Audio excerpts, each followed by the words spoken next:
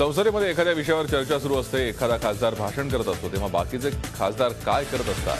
राष्ट्रवादीच्या खासदार सुप्रिया सुळे यांच्यावर विश्वास ठेवायचा तर ते टाइमपास करत असतात. जेव्हा चेन्नई पुरासारख्या महत्त्वाच्या विषयावर चर्चा सुरू असते, तेव्हा इतर खासदारांची साड्यांसारख्या विषयावर गप्पा मारत असतो, असं त्या म्हणतात. नाशिकमध्ये तरुणांसाठी आनंदी उत्सव कार्यक्रमाचं आयोजन करण्यात आलं होतं. या कार्यक्रमात महाविद्यालयीन तरुणींशी बोलताना संसदेत चालणाऱ्या गमती-जमती त्या सांगत होत्या.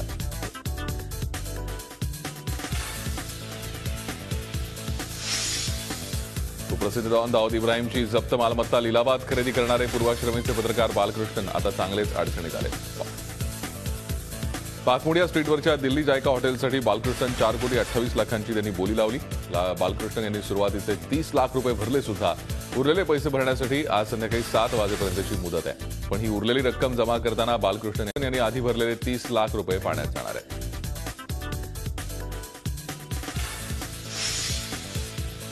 पुण्यात एफटीआयवरून पुन्हा एकदा महाभारत सुरू झालंय. गजेंद्र चव्हाण यांना एफटीआयच्या विद्यार्थ्यांचा विरोध कायम आहे. गजेंद्र चव्हाणांविरोधात विद्यार्थ्यांनी एफटीआयमध्ये जोरदार आंदोलन सुरू केलंय. यावेळी गजेंद्र चव्हाण वापस जाओच्या जोरदार घोषणाही देण्यात आल्या. या आंदोलनादरम्यान पोलीस आणि विद्यार्थ्यांमध्ये धक्काबुक्की सुद्धा झाली आहे. पोलिसांनी आंदोलक विद्यार्थ्यांना ताब्यात घेतलंय. गजेंद्र चव्हाण एफटीआयच्या अध्यक्षपदाचा कार्यभार स्वीकारण्यासाठी एफटीआयच्या कार्यालयात दाखल झाले.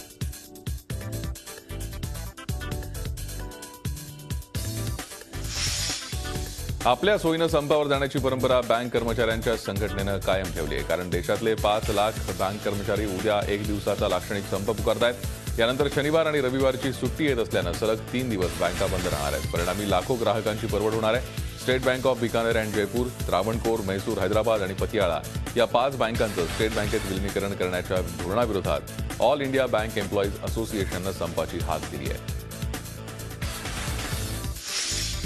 बरखास्त बँक संचालक मंडळाला निवडणूक लढवण्यास बंदी घालण्याआधी दुसरी बाजूही तपासून पाहायला हवी, असं मत राष्ट्रवादी काँग्रेसचे अध्यक्ष शरद पवार यांनी मांडलंय. व्यवहारात चढउतार असतात, याला बँक व्यवस्थापनाला जबाबदार धरता येणार नाही, असं म्हणत संचालक मंडळाची बाजूच त्यांनी मांडली आहे. चूक करणाऱ्यावरती नक्कीच कारवाई व्हावी, असंही ते म्हणाले. आदिवासी विकास विभागातील स्वेटर खरेदीमध्ये विलंब झाल्याची कबुली बुधवारी आदिवासी विकास मंत्री विष्णू सावरा यांनी झी मीडियाकडे दिली. निविदा प्रक्रियेची चौकशी करण्याचं आश्वासनही त्यांनी दिलं. मात्र ज्यांच्यासाठी हे स्वेटर घेतले जात आहेत ते विद्यार्थी अक्षरशः थंडीत कुडकुडत एक दिवस पुढे ढकलत आहेत. आज विद्यार्थ्यांचे हाल अनुदानित आणि शासकीय आश्रमशाळांचं वास्तव समोर आणलंय. आदिवासी विकास विभागातला स्वेटर घोटाळा झी मीडियानं पुढे आणला. आता त्यावर राजकीय प्रतिक्रिया उमटायला लागल्या. ऑनलाईन पद्धतीनं पारदर्शी कारभार केला जात असल्याचा दावा सरकार करतंय. मात्र कुठेतरी डाळ शिजतीये असा आरोप राष्ट्रवादी काँग्रेसच्या खासदार सुप्रिया सुळे यांनी केला. राज्य सरकारची अनेक प्रकरणं पुढे यायला लागलीत. जनतेनं विश्वासानं भाजपच्या हाती सत्ता सोपवली आहे. मात्र भाजप या विश्वासाला सार्थ कामगिरी करू शकत नसल्याचं सुळे यांनी म्हटलंय.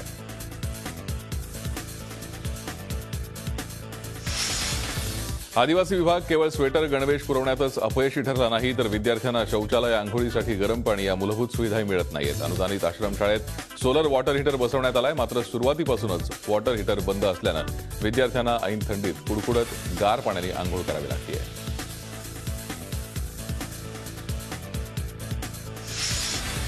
चंद्रपूर जिल्ह्यात दारूबंदी कायम राहणार आहे. दारू कारखानदारांची याचिका फेटाळण्यात आली आहे. हायकोर्टाच्या नागपूर खंडपीठानं ही याचिका फेटाळली आहे. गेल्या वर्षी याचिका लागू केली होती, त्यामुळे आता चंद्रपूर जिल्ह्यात दारूबंदी कायम राहणार आहे. हिंगोली शहरात एटीएम फोडीच्या घटनांमध्ये वाढ झाली आहे. गेल्या महिन्याभरात दुसऱ्यांदा एटीएम फोडीची घटना समोर आली आहे. पोलीस स्थानक आणि बस स्थानकापासून हाकेच्या अंतरावर भल्या पहाटे स्टेट बँक ऑफ इंडियाच्या एटीएममध्ये गॅस कटरच्या सहाय्यानं एटीएम फोडण्यात आला. या एटीएममधून 20,36,000 रुपये पळवून चोरटे पसार झालेत. मागच्या महिन्यातच परभणी जिल्हा मध्यवर्ती बँकेचं एटीएम फोडण्यात आलं होतं. तर 6 महिन्यांपूर्वी इंडिया बँकेच्या एटीएममधून पैसे भरणाऱ्या लोकांनीच एटीएममधील रक्कम कोडच्या माध्यमातून पळवली होती. एटीएममधील सीसीटीव्ही कॅमेरे फोडून गॅस कटरनं एटीएम फोडण्यात आलंय. या एटीएमवर सुरक्षा रक्षक सुद्धा नसल्याचं पोलीस तपासात निष्पन्न होत आहे. शाखा व्यवस्थापकाच्या फिर्यादीवरून हिंगोली पोलीस ठाण्यात गुन्हा दाखल करण्याची प्रक्रिया सुरू आहे. पिंपरी चिंचवडमधील एचडीएफसीच्या एचडीबी फायनान्स लिमिटेडमध्ये चोरीची घटना घडली आहे. चोरट्यांनी या शाखेतून अंदाजे 70 तोळ सोनं लंपास केल्याची घटना घडली आहे. चोरट्यांनी खिडकीतून प्रवेश करून चोरी केली असून या प्रकरणी गुन्हा दाखल करण्यात आला आहे. सोनं तारण कर्ज देण्याची सुविधा या शाखेत आहे. सोमनाथ टाकणे या युवकाची पंढरपूरमध्ये हत्या करण्यात आली आहे। यासंबंधी पंढरपूर शहर पोलीस ठाण्यामध्ये गुन्हा नोंदवण्यात आलाय। टाकणे हा पंढरपूरच्या माजी नगराध्यक्ष साधना भोसले यांचा जावई आहे। भोसले यांच्या मुलीनं 1.25 वर्षापूर्वी टाकणेसोबत विवाह केला होता।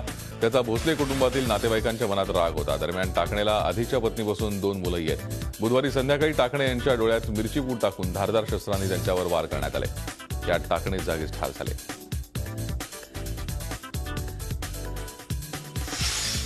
चिपळूण तालुक्यातील 3 पत्रकारांनी एका जखमी बिबट्याला जीवदान दिलंय। चिपळूण कराडा मार्गावरील कुंभारली घाटात एका बिबट्याच्या पिलाला एका गाडीनं उडवलं। बिबट्याचं पिल्लू रस्त्यावर तडफडत असताना सतीश कदम, राजेंद्र शिंदे आणि मकरंद भागवत या तिघांना हे पिल्लू दिसलं। त्यांनी त्या पिलाला उचललं। त्याचवेळी तिथे बिबट्याची मादी आली। मात्र त्याचवेळी या पत्रकारांनी जखमी पिलाला मोटरसायकलनं चिपळूण इथे आणलं। पशुवैद्यकीय रुग्णालयात त्याच्यावरती उपचार करण्यात आले। बिबट्याचा कणा मोडल्याचं त्यावेळी निष्पन्न झालं। हे पिल्लू 2 महिन्याचं असून त्याच्यावर सध्या चिपळूणच्या पशुवैद्यकीय रुग्णालयात उपचार सुरू आहेत।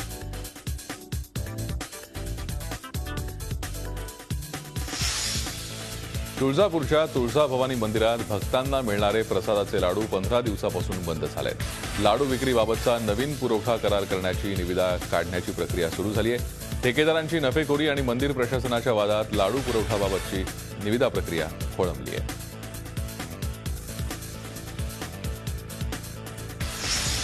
हेमलकसा इथून 25 किलोमीटर अंतरावर नेलगुंडा हा अतिदुर्गम भाग आहे। आजवर तिथे शिक्षणाची गंगा कधी पोहोचलीच नाही। मात्र आता तिथे एक आगळी वेगळी शाळा सुरू झाली आहे। ती सुरू केली बाबा आमटेंचे नातू आणि प्रकाश यांचे चिरंजीव अनिकेत यांनी।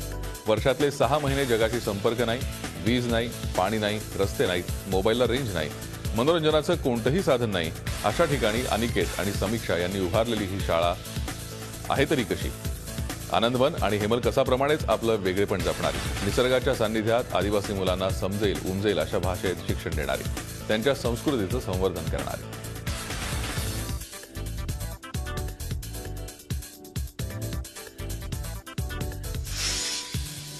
राजकारणात माजी मंत्री असलेले महादेवराव शिवणकर हे नाव प्रत्येकाला माहिती आहे। त्यांनी आपल्या कारकिर्दीमध्ये राज्याच्या विकासासाठी मोलाचं काम केलं।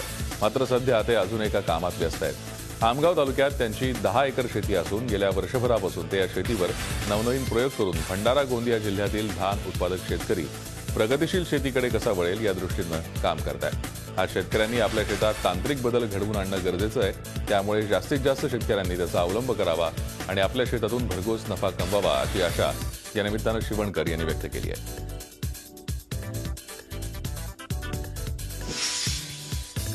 भंडारा जिल्ह्यात पहिल्यांदाच खुली सैनिक भरती सुरू आहे। या भरतीमध्ये विदर्भातील 10 जिल्ह्यातल्या उमेदवारांनी भाग घेतलाय।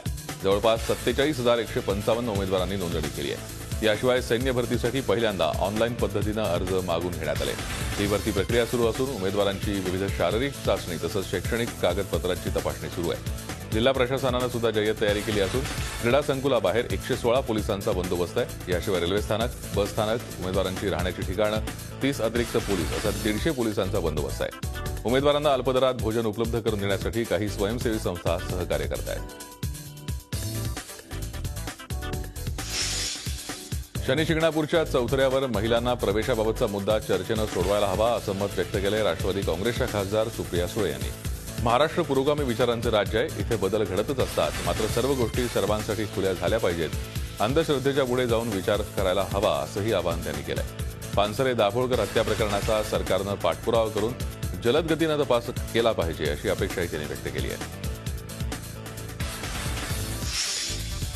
जम्मू काश्मीरचे मुख्यमंत्री मुफ्ती मोहम्मद सईद यांचं निधन झालं। गेल्या काही दिवसांपासून सईद यांना श्वसनाचा त्रास होत होता। 24 डिसेंबरला त्यांना नवी दिल्लीतल्या एम्स हॉस्पिटलमध्ये दाखल करण्यात आलं। एम्समध्ये उपचारादरम्यान त्यांचं निधन झालंय। ते 80 वर्षांचे होते। मुफ्ती मोहम्मद सईद हे पीडीपीचे संस्थापक होते। एम्स हॉस्पिटलमधून सईद यांचं पार्थिव दिल्लीतल्या पालम विमानतळावरती आणण्यात आलं। तिथे पंतप्रधान नरेंद्र मोदी, गृहमंत्री राजनाथ सिंग यांनी सईद यांच्या पार्थिवाचं अंत्यदर्शन घेऊन श्रद्धांजली वाहिली। पालम विमानतळावरून सईद यांचं पार्थिव आधी श्रीनगर आणि नंतर अनंतनाग इथे नेण्यात येणार आहे। अनंतनागच्या बिजबेहरा या सईद यांच्या जन्मगावी त्यांना सुपुर्दे खाक करण्यात येणार आहे।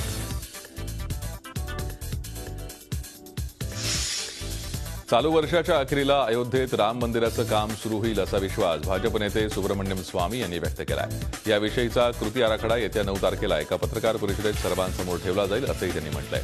दरम्यान सर्वोच्च न्यायालयाच्या निर्णय होईपर्यंत किंवा दोन्ही समाजात कोर्टाबाहेर तडजोड झाल्याशिवाय कुठलंही महत्त्वाचं बांधकाम होणार नाही असंही त्यांनी स्पष्ट केलंय। राम मंदिराचं बांधकाम पुढच्या 2 ते 3 महिन्यात सुरू करण्याचा निर्धार विश्व हिंदू परिषदेनं केलाय. पण कोर्टाच्या निर्णयाशिवाय बांधकाम होणार नाही असंही त्यांनी स्पष्ट केलंय. मंदिर बांधकामासाठी आता कुठलंही आंदोलन करणार नाही असं विश्व हिंदू परिषदेनं म्हटलंय.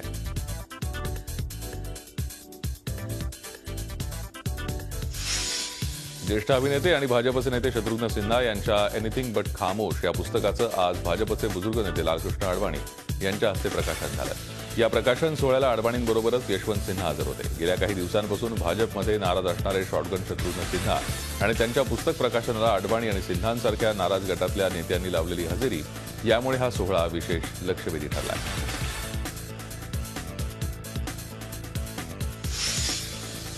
सोशल नेटवर्किंग साईट ट्विटरची अक्षरमर्यादा 140 वरून 10,000पर्यंत वाढण्याची शक्यता आहे. सध्याची मर्यादा ही नेटिझन्सवरती बंधन घालणारी आहे. विचार मांडण्यासाठी आणि व्यक्त होण्यासाठी अधिक जागेची गरज गेल्या अनेक दिवसांपासून व्यक्त होतीये.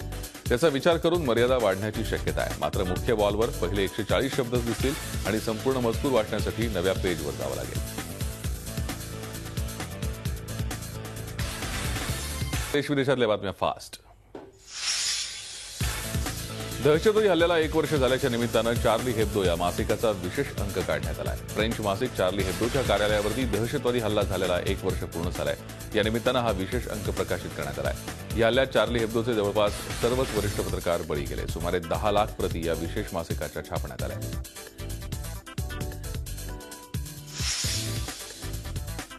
मध्य बगदाद आणि बसरामध्ये हजारो इराकी नागरिकांनी आंदोलन केलं. सौदी अरेबियानं शिया सुन्नींच्या धर्मगुरूंना मारलं त्याविरोधात हे आंदोलन करण्यात आलं. या आंदोलनादरम्यान काही मागण्याही मांडण्यात आल्या.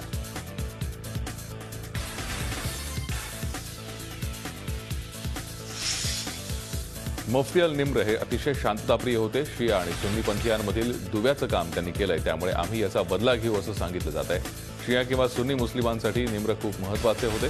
सौदी अरेबियाकडून ज्यांना मारण्यात आलंय त्यांच्या हत्येचा बदला घेतला जाईल असंही सांगण्यात आलंय. सौदी अरेबियाकडून करण्यात आलेला हा सर्वात मोठा गुन्हा असल्याचंही बोललं जात आहे.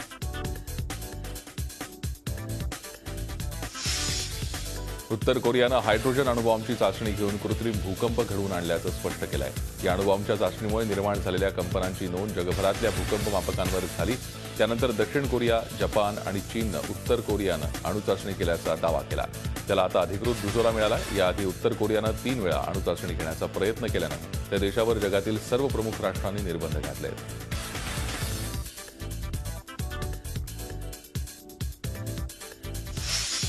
लोढा समितीच्या शिफारशींमुळे दाऊदची झोप उडाली आहे. बीसीसीआयमध्ये पारदर्शकता आणण्यासाठी आणि कारभार सुधारण्यासाठी स्थापन करण्यात आलेल्या लोढा समितीनं आपल्या रिपोर्टमध्ये काही शिफारशी सुचवल्या. या सट्टेबाजीला कायदेशीर करण्याची शिफारसही समितीनं सुचवली आणि त्यामुळेच अंडरवर्ल्ड हादरलंय.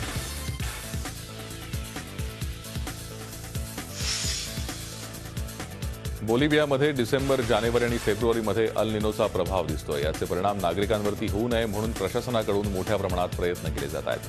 ठिकठिकाणी साचलेलं पाणी काढलं जात आहे. काही लोक स्वतःच्या घरात साचलेलं पाणी काढण्याचा प्रयत्न करत आहेत. 1997 आणि 98 मध्ये आलेल्या अल निनो वादळापेक्षा यावेळी आलेलं वादळ जास्त घातक असल्याचं काही लोकांचं म्हणणं आहे. कॅनडामध्ये घोड्यांच्या ट्रेनिंग सेंटरमध्ये लागलेल्या एका आगीत 43 घोडे होरपळले. हे सर्व शर्यतीचे घोडे होते. या ट्रेनिंग सेंटरचे आणि घोड्यांचे मालक बेन वॉल्स यांनी आपल्या कुटुंबातील 43 जण होरपळल्याचं म्हटलंय. हे घोडे म्हणजे माझं कुटुंब होतं असंही त्यांनी म्हटलंय.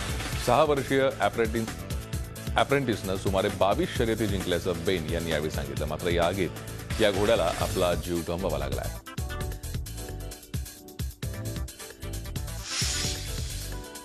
थ्री किंग्स डे सेलिब्रेशन निमित्त मेक्सिकोमध्ये रोस्का डी रेस केक बनवण्यात आला होता. थ्री किंग्स डे मेक्सिकन परंपरेचा एक भाग आहे.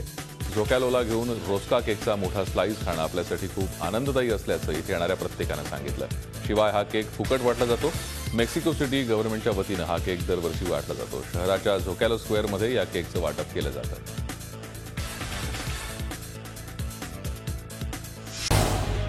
झी 24 तास रहा एक पाऊल पुढे.